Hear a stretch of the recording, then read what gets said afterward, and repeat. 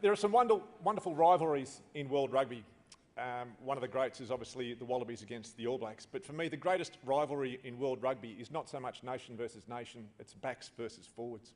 And as Fitzy alluded to, the forwards are the big, strong, tough, aggressive, charismatic, witty, handsome, intelligent individuals who spend 80 minutes of every game selflessly trying to get the ball so they can give it to the backs, who either drop it or kick it away.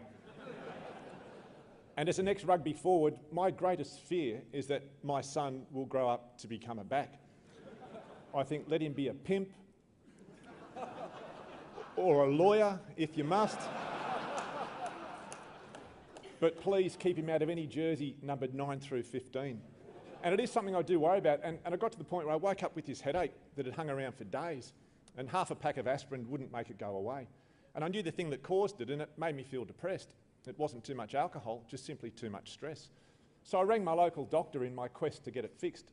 A chat and some prescription drugs I thought would do the trick. I drove to my appointment and arrived in ample time, then sat and watched and waited till the next name call was mine.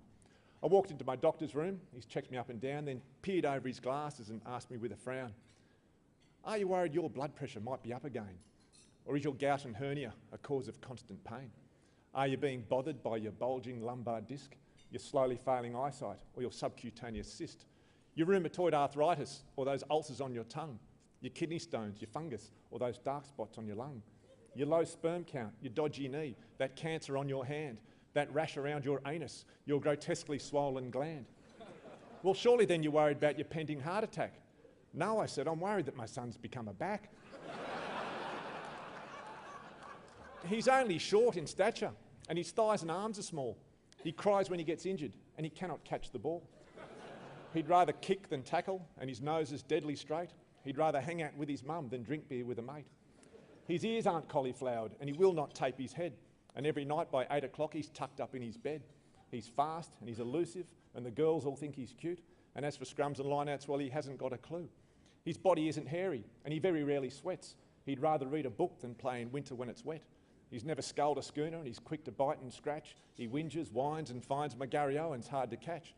He's never punched a punching bag or bench pressed his own weight, or stacked the bar and squatted doing sets of 6 to 8. His head is bigger than his neck. He can't secure the ball. He's never seen a prop up close or drove a rolling maul."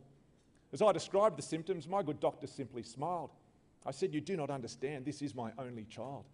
I tell you, Doc, I'm worried. Is there something I can do?" "Give it time," my doctor said. "Your son is only 2.